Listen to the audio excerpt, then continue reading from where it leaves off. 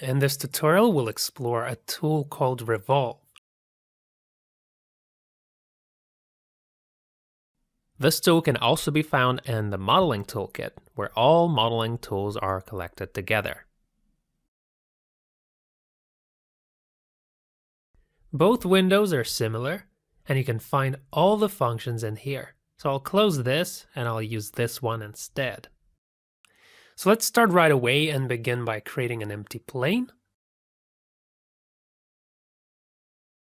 Then we'll draw a mask in the form of a jug. This is where rotation will happen.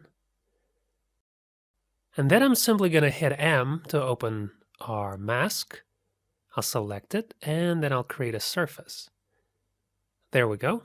Here's our jug model. So let's spin around it with camera tool. To do this, I'm going to hold Alt and drag it with the left click. As you can see, it created only the visible part. And that's only to increase performance rate. Although if you want to create a backside of it as well, you can simply uncheck Create Only Front Area. So let's create surface again. There we go. Now, to add more segments, let's go ahead and increase segments value. Create surface. And now that it's got more polygons, it looks much smoother. Okay, that's good enough. So mark this, reduce segments. There we go. You can also click Mirror Path, and this will create a new mask on the right side. This new mask gives us more control. You'll be able to edit it, change vertices. Now I'll select both masks, and I'm going to create a surface. See? Now the right part is distorted, while the left one remains the same. Alright, what else? Now let's see what Keep Mask button does.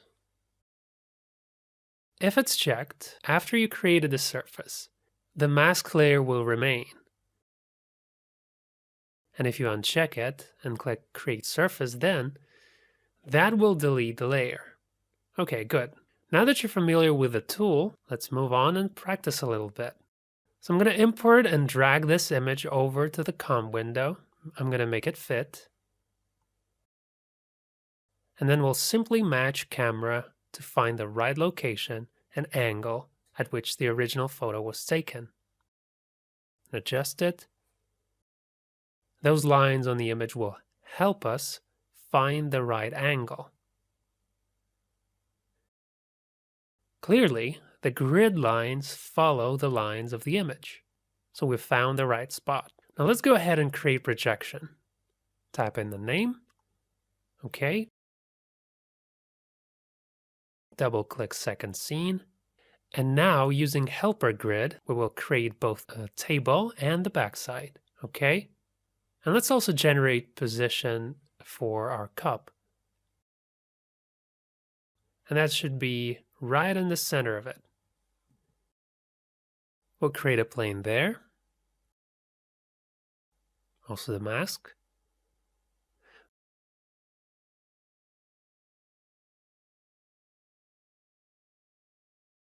Okay, good. Then I'm going to select Mirror Path to mask the right side. Adjust the path. Good. Now I can select Masks and create Surface.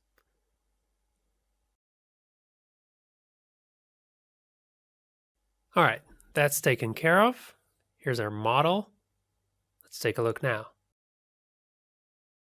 Well, it certainly looks very distorted, and that's wrong. We don't want that effect. So what we'll do at this point is we'll increase the number of segments and hope that maybe it will help.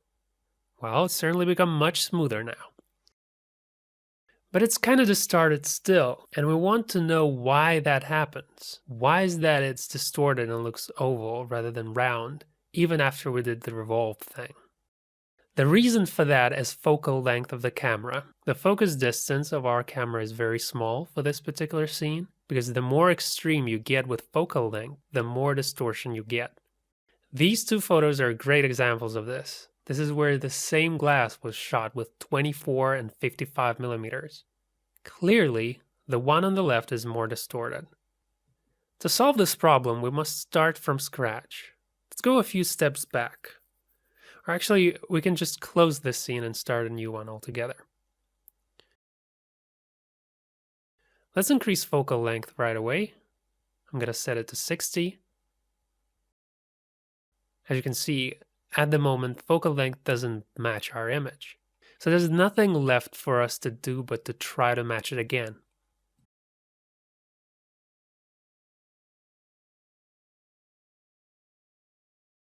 Here we go.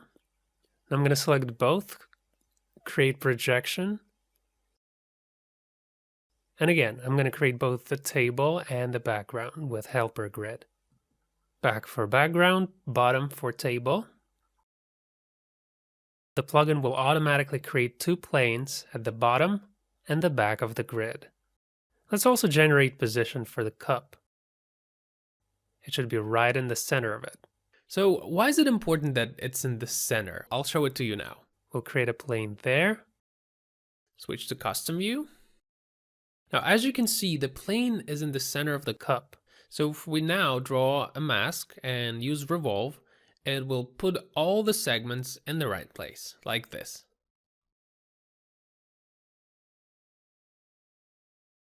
But if you generate position and create a plane here on the edge,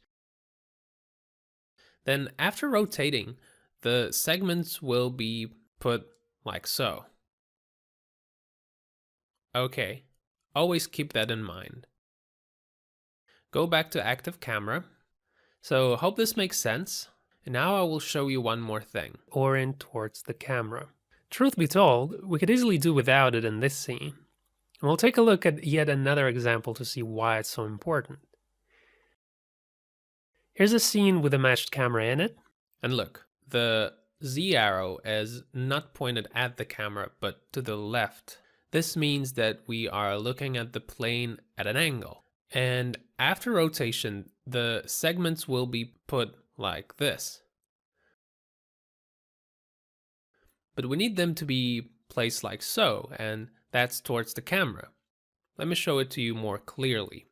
So switch to custom view. Look, this is our camera, and that's a plane.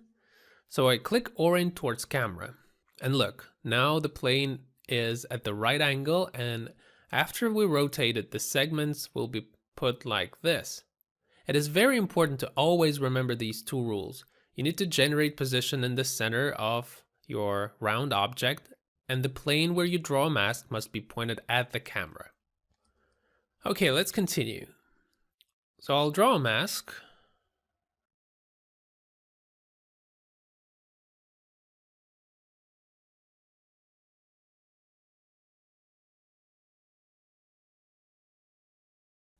Then click Mirror Path to adjust it over the right side.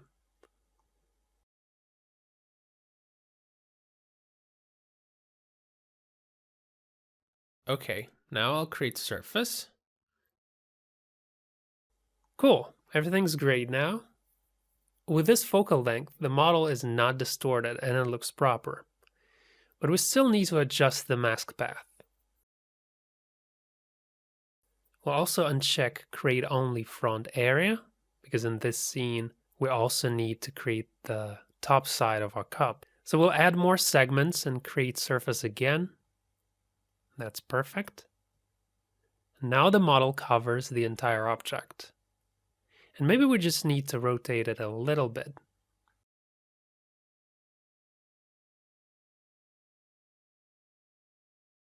Okay. Let's go to the master scene and take a look. Everything looks correct, very nice. Now we just need to do this crispy stick bit. And first of all, we need to find its position. Let's go to our cup model, select one of the top surface triangles, copy it and paste it to our projection scene here. We need this piece to find position of the crispy stick. I'll simply delete this mask.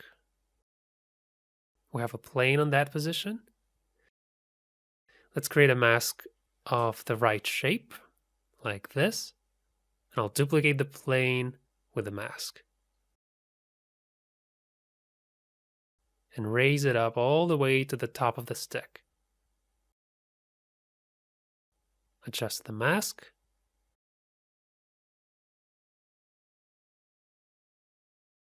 Here we are. I'll select both planes. Switch to Mask Modeler window to create surface. All right, let's see. Cool. Get rid of this.